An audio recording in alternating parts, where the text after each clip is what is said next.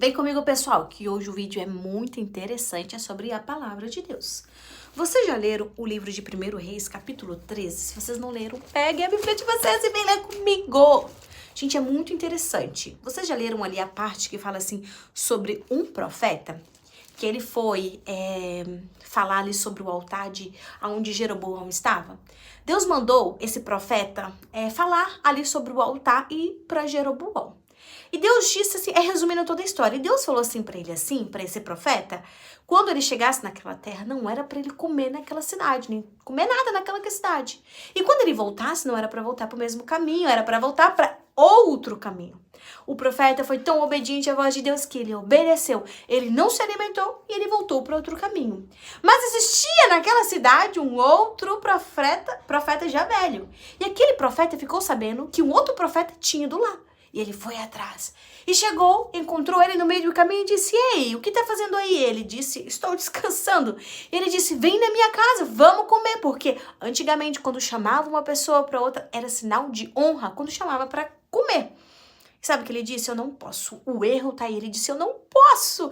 E ele disse, por quê? Porque o meu Deus disse que eu não posso comer nessa cidade. E eu também terei que voltar por outro caminho. Então aquele profeta já velho disse, mas Deus falou pra mim que tu pode comer lá. Então os dois foram, vamos que vamos. E ele foi comer lá.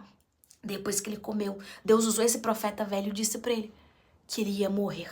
Um leão ia o degolar. Deus é mau? Não, Deus ele é muito bom. Mas o que eu aprendo com isso? Se esse profeta, o primeiro profeta, que tinha ido até o altar onde Jeroboão estava, se ele tivesse fechado a boca dele e não tivesse falado nada pra ninguém, isso não teria acontecido. Como assim, Andressa? Tem coisas que acontecem na minha vida e na tua vida que você não tem que contar pra ninguém.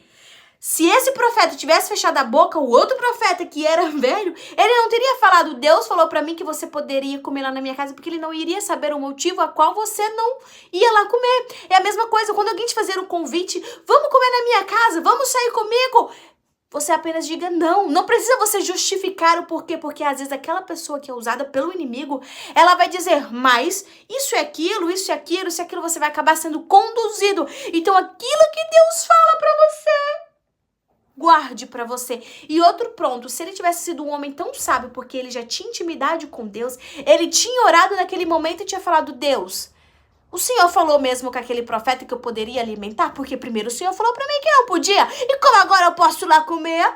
E Deus iria responder, não, meu amigo, eu não falei. Ele, além de ser fofoqueiro, ele contou algo e não era pra contar. Ele desobedeceu a palavra de Deus, ele foi devorado por um leão. Leia isso em 1 Reis. Essa história é muito forte, gente. Obedece a palavra do Senhor.